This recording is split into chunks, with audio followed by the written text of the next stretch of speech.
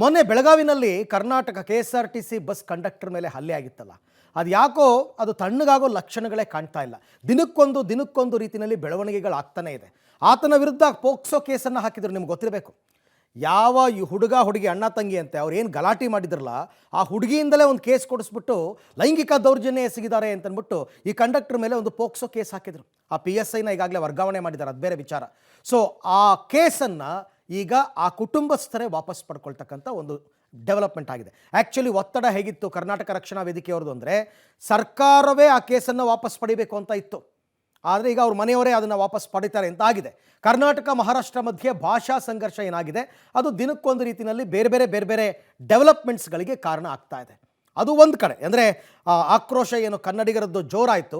ಈ ಆಕ್ರೋಶದ ಬೆನ್ನಲ್ಲೇ ಕಂಡಕ್ಟರ್ ವಿರುದ್ಧ ಹಾಕಿದ್ದಂತಹ ಪೋಕ್ಸೋ ಕೇಸನ್ನು ವಾಪಸ್ ಪಡೆದಿದ್ದಾರೆ. ಆ ಕುಟುಂಬಸ್ಥರೇ ವಾಪಸ್ ಪಡೆದಿದ್ದಾರೆ. ಯಾರು ದೂರು ಕೊಟ್ಟಿದ್ರು ಅವರೇ ಪೋಕ್ಸೋ ಕೇಸನ್ನು ವಾಪಸ್ ಪಡೆದಿದ್ದಾರೆ ಸಂತ್ರಸ್ತೆಯ ಕುಟುಂಬಸ್ಥರು. ಈಗ ಭಾಷೆ ವಿಚಾರಕ್ಕೆ ಗಲಾಟೆ ಆಗಿಲ್ಲ ಅಂತ ಇನ್ನೊಂದು ಸ್ಪಷ್ಟನೆಯನ್ನು ಕುಟುಂಬಸ್ಥರೇ ಕೊಟ್ಟಿದ್ದಾರೆ. ಇದು ವೈಯಕ್ತಿಕವಾಗಿ ನಡೆದಿರೋದು. ಬಟ್ ನಮಗೆ ಗೊತ್ತಿರೋ ಅಂಥದ್ದು, ಇವರೇನೋ ಮರಾಠಿ ಬರಲ್ಲ ಅಂತಂದರು, ಅವರು ಮರಾಠಿ ಬರಬೇಕು, ಕನ್ನಡದಲ್ಲಿ ನಾವು ಮಾತಾಡಲ್ಲ ಅಂದರು, ಹಾಗಾಗಿ ಗಲಾಟೆ ಆಯಿತು ಅಂತ. ಬಟ್ ಕುಟುಂಬಸ್ಥರು ಹೇಳ್ತಿರೋದು ಅಲ್ಲ, ಭಾಷೆ ವಿಚಾರಕ್ಕೆ ಗಲಾಟೆ ಆಗಿಲ್ಲ ಅಂತ ಕುಟುಂಬಸ್ಥರೇ ಕೊಟ್ಟಿರ್ತಕ್ಕಂಥ ಒಂದು ಸ್ಪಷ್ಟನೆ. ಇನ್ನು ಸತ್ಯಕ್ಕೆ ಜಯ ಸಿಕ್ಕಿದೆ ಅಂತ ಕಂಡಕ್ಟರ್ ಕಣ್ಣೀರಿಟ್ಟಿದ್ದಾರೆ. ಪಾಪ ಅವ್ರು ಡೇ ಒನ್ನಿಂದ ಅಳ್ತಾ ಇದ್ದಾರೆ. ಯಾವತ್ತೂ ಅವ್ರ ಮೇಲೆ ಹಲ್ಲೆ ಆಯಿತು ಹಾಸ್ಪಿಟ್ಲಲ್ಲಿ ಹತ್ರ, ರಾಮಲಿಂಗಾರೆಡ್ಡಿ ಅವರು ಬಂದಾಗ ಗಳಗಳನ್ನು ಹತ್ತಿದ್ರು ನಿನ್ನೆ, ಇವತ್ತು ಮತ್ತೆ ಅವರು ಕಣ್ಣೀರಿಟ್ಕೊಂಡಿದ್ದಾರೆ. ಈ ನಡುವೆ ಪೋಕ್ಸೋ ಕೇಸ್ ದಾಖಲು ಮಾಡ್ಕೊಂಡಿದ್ದಾರಲ್ಲ ಮಾರಿಹಾಳ CPI ಗುರ್ರಾಜ್ ಅಂತ ಅವ್ರ ಹೆಸರು, ಆತನನ್ನು ವರ್ಗಾವಣೆ ಮಾಡಿದ್ದಾರೆ. ಇದಕ್ಕೆ ಆಕ್ಷೇಪಣೆ ಇದೆ.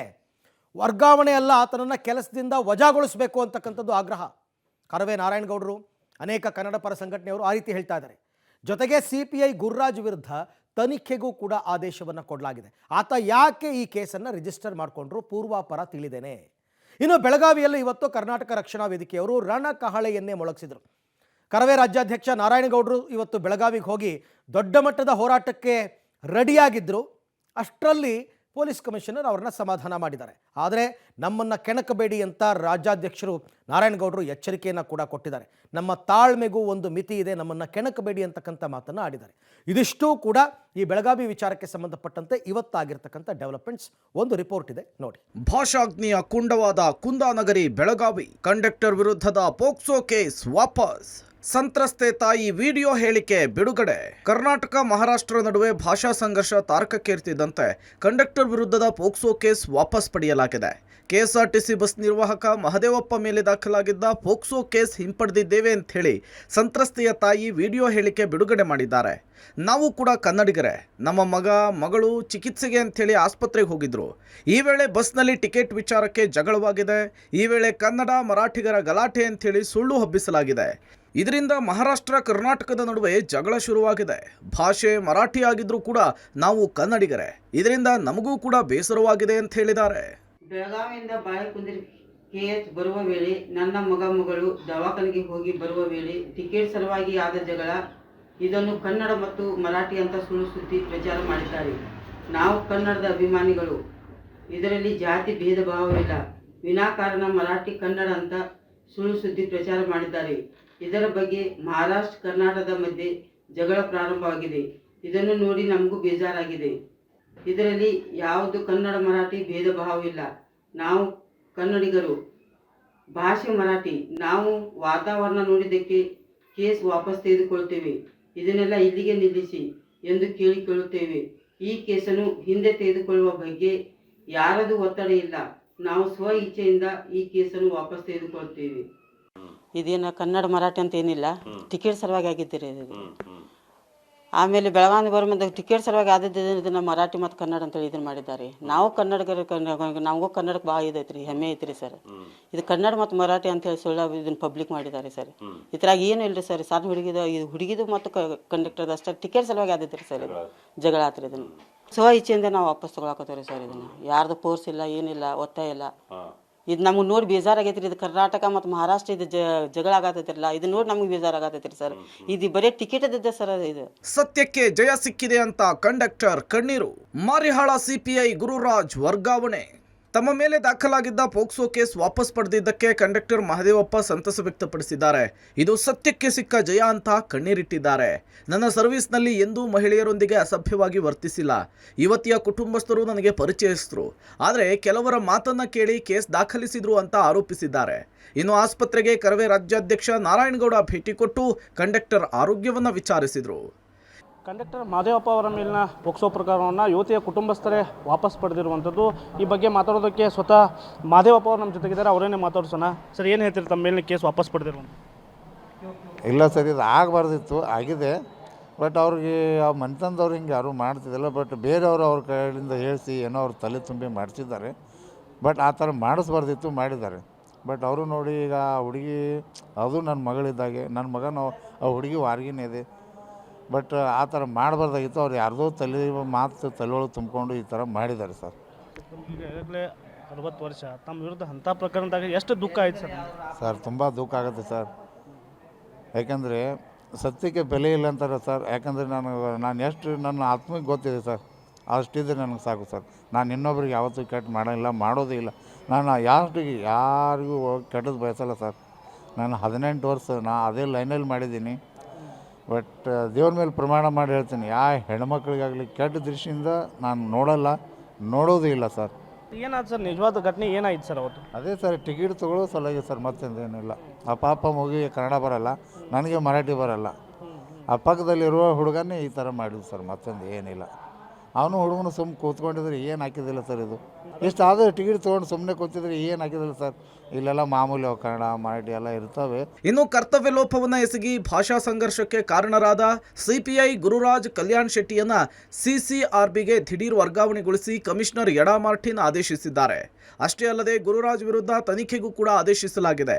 ತನಿಖಾಧಿಕಾರಿಯಾಗಿ ಡಿಸಿಪಿ ಕ್ರೈಮ್ ನಿರಂಜನ್ ರಾಜ್ ಅರಸ್ ನೇಮಕಗೊಳಿಸಲಾಗಿದೆ. 2 ದಿನಗಳಲ್ಲಿ ತನಿಖೆಯನ್ನು ಪೂರ್ಣಗೊಳಿಸಲು ಕಮಿಷನರ್ ಸೂಚನೆ ಕೊಟ್ಟಿದ್ದಾರೆ.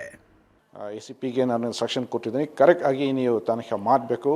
ಆಲ್ರೆಡಿ ಅವರು ಪ್ಯಾಸೆಂಜರ್ಸ್ ಸ್ಟೇಟ್ಮೆಂಟ್ ಅವರು ಎಲ್ಲ ರೆಕಾರ್ಡ್ ಮಾಡಿದ್ದಾರೆ ಮತ್ತು ವಿಡಿಯೋ ಫುಟೇಜ್ ಎಲ್ಲ ತೊಗೊಂಡಿದ್ದಾರೆ ಅಂತ. ಸೊ ಬಹುಶಃ 1 ದಿವಸ 2 ದಿವಸ ನಂತರ ಅದು ಕೇಸ್ಗಳು ಅದು ಕ್ಲೋಸ್ ಆಗುತ್ತೆ.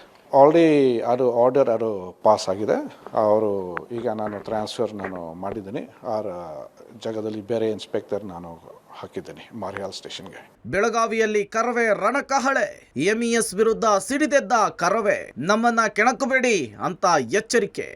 ಕುಂದಾನಗರಿ ಬೆಳಗಾವಿಯಲ್ಲಿ ಕರವೇ ರಣಕಹಳೆಯನ್ನು ಮೊಳಗಿಸಿದೆ. ಮರಾಠಿ ಪುಂಡರ ವಿರುದ್ಧ ಕರವೇ ಬೃಹತ್ ಪ್ರೊಟೆಸ್ಟ್ ನಡೆಸಿದ್ದು, ಕಂಡಕ್ಟರ್ ಮೇಲಿನ ಹಲ್ಲೆಯನ್ನು ಖಂಡಿಸಿ ಕರವೇ ನಾರಾಯಣಗೌಡ ಬಣ ಪ್ರವೀಣ್ ಶೆಟ್ಟಿ ಪ್ರತಿಭಟನೆಯನ್ನು ನಡೆಸಿ ಮಹಾರಾಷ್ಟ್ರದ ವಿರುದ್ಧ ಘೋಷಣೆ ಕೂಗಿ ಆಕ್ರೋಶ ಹೊರಹಾಕಿದ್ದಾರೆ. ಬಾಳೆಕುಂದ್ರಿ ಕಡೆ ಹೊರಟಂತಹ ಪ್ರತಿಭಟನಾ ನಿರತರನ್ನ ಪೊಲೀಸರು ತಡೆದಿದ್ದಾರೆ.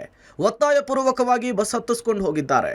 ಈ ವೇಳೆ ಕರವೇ ಕಾರ್ಯಕರ್ತರು ಪೊಲೀಸರ ನಡುವೆ ತಳ್ಳಾಟ, ನೂಕಾಟ, ಹೈಡ್ರಾಮವೇ ಆಗೋಯಿತು. ಎಲ್ಲರನ್ನೂ ಕೂಡ ಪೊಲೀಸರು ಎತ್ತಾಕೊಂಡು ಹೋದರು. ಈ ಬೆಳಗಾವಿಯ ಮರಾಠಿಗರು ಎಲ್ಲರೂ ಕೆಟ್ಟವರು, ಎಲ್ಲರೂ ಗೂಂಡಾಗಳು, ಎಲ್ಲರೂ ಪುಡಾರಿಗಳು ಅಂತೇಳಿ ನಾನು ಹೇಳ್ತಾ ಇಲ್ಲ. ಆದರೆ MES ಅನ್ನುವ ಪುಂಡ ಮರಾಠಿಗರೇನಿದ್ದಾರೆ ಅವ್ರನ್ನ ಇಲ್ಲಿ ಬೇರ್ ಸಮೇತ ಕಿತ್ತು ಒಗೆದಿದ್ದಾಯಿತು. ಆದರೆ ಹೊಟ್ಟೆ ಊರಿಗೆ ಆ ಪುಂಡ MES ಮರಾಠಿಗರು ಆಗಾಗ ಇಂಥ ಪುಂಡಾಟಿಕೆ ಗುಂಡಾಗಿರಿಯನ್ನು ಮಾಡ್ತಾರೆ. ಅದಕ್ಕೊಂದು ಅಂತ್ಯ ಆಗಬೇಕು ಅನ್ನೋದನ್ನ ನಾನು ಪೊಲೀಸ್ ಕಮಿಷನರ್ಗೆ ಹೇಳಿದ್ದೀನಿ. ನಿಮ್ಮ ಅವಧಿಯಲ್ಲಿ ಆ ಗೂಂಡಾಗಳನ್ನ ಯಾವುದೇ ಬಿಲ್ದಲ್ಲಿ ಹಡಗಿದ್ರು ಸರಿ, ಅವ್ರನ್ನ ತಂದು ಅವ್ರನ್ನ ಕರ್ನಾಟಕದಿಂದ ಗಡೀಪಾರು ಮಾಡಬೇಕು. ಇನ್ಯಾವತ್ತೂ ಕರ್ನಾಟಕದ ಒಳಗಡೆ ಬರೋಕ್ಕೆ ಬಿಡಬೇಡಿ ಅನ್ನೋ ಒತ್ತಾಯವನ್ನು ಮಾಡಿದ್ದೀನಿ. ಪೊಲೀಸ್ ರಾಜ್ಯವಾಗಿದೆ ಬೆಳಗಾವಿ. ರಾಜಕಾರಣಿಗಳ ಆಶಯದಂತೆ ಪೊಲೀಸರು ಡಕಾಯಿತಿ ಕೇಸ್ಗಳನ್ನ ಹಾಕೋದ್ರ ಮುಖಾಂತರ ಕನ್ನಡ ಹೋರಾಟಗಾರನ ಅನೇಕ ಕೇಸ್ಗಳನ್ನ ಹಾಕೋದ್ರ ಮುಖಾಂತರ ಒಳಗಡೆ ಹಾಕುವಂಥ ಕೆಲಸ ಮಾಡ್ತಾ ಇದ್ದಾರೆ. ಮರಾಠಿ ಗೂಂಡಗಳು ದಾಳಿ ಮಾಡುವಂಥ, ಹಲ್ಲೆ ಮಾಡುವಂಥ ಮರಾಠಿ ಗೂಂಡಗಳನ್ನ ರಕ್ಷಣೆ ಮಾಡುವಂಥ ಕೆಲಸವನ್ನು ಇಲ್ಲಿಯ ರಾಜಕಾರಣಿಗಳು ಮಾಡ್ತಾ ಇದ್ದಾರೆ. ಇಲ್ಲಿಯ ರಾಜಕಾರಣಿಗಳಿಗೆ ಮರಾಠಿ ವ್ಯಾಮೋಹ ಜಾಸ್ತಿ ಇದೆ.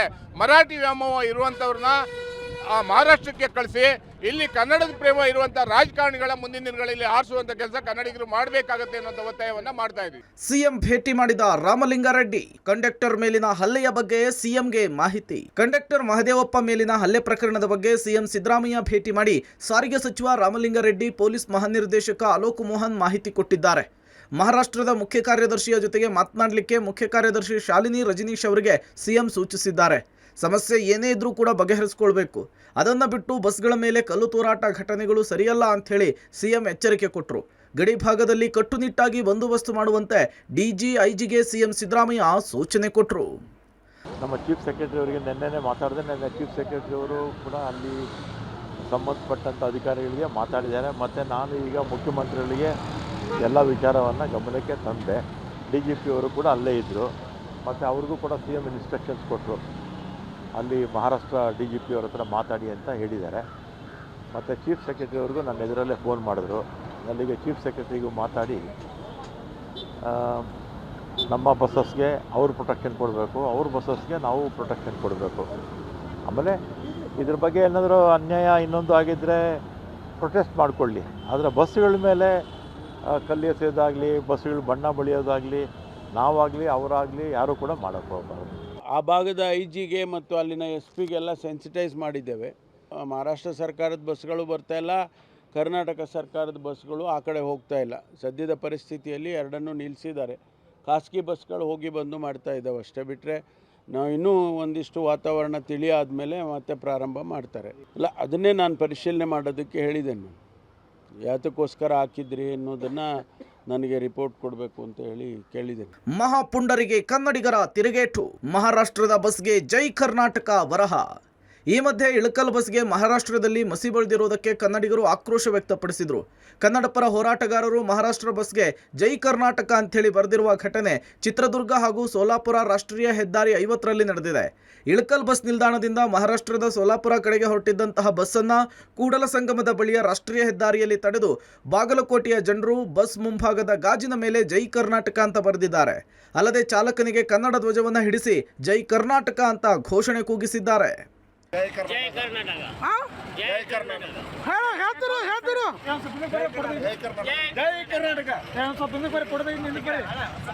ಒಟ್ನಲ್ಲಿ ಮಹಾರಾಷ್ಟ್ರ ಕರ್ನಾಟಕದ ನಡುವೆ ಭಾಷಾ ಸಂಘರ್ಷ ಜೋರಾಗಿದೆ.